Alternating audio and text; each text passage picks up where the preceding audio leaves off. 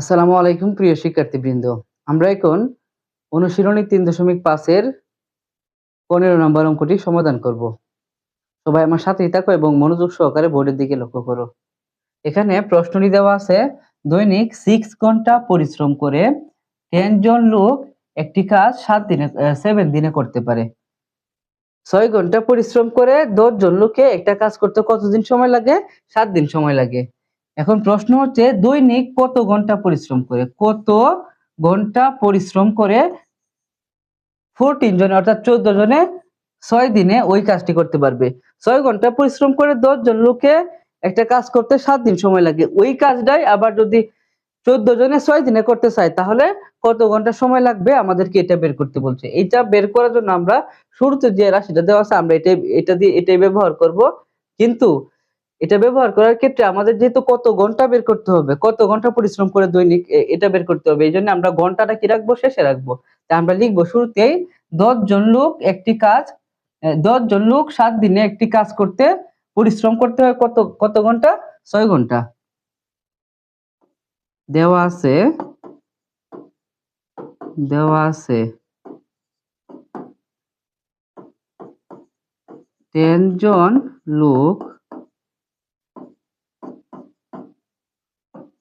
7 দিনে কাজটি করতে দৈনিক পরিশ্রম করতে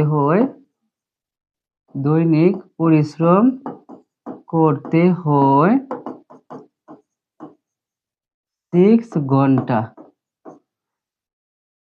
10 জন লোক 7 দিনে কাজটি করতে দৈনিক পরিশ্রম করতে হয় কয় ঘন্টা?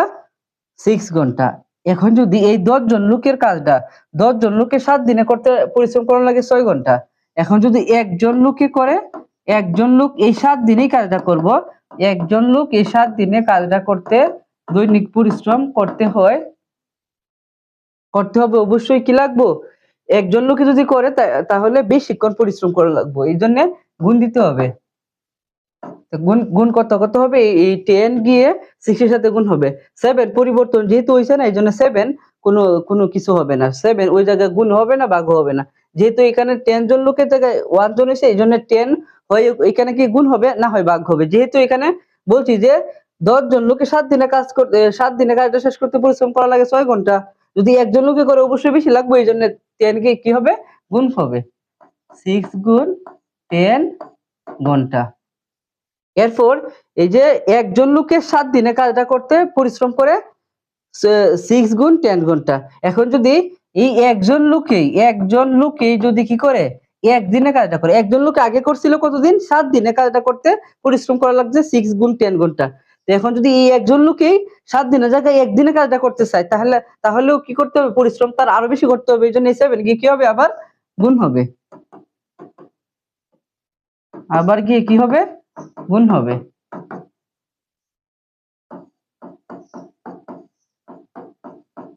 এত ঘন্টা।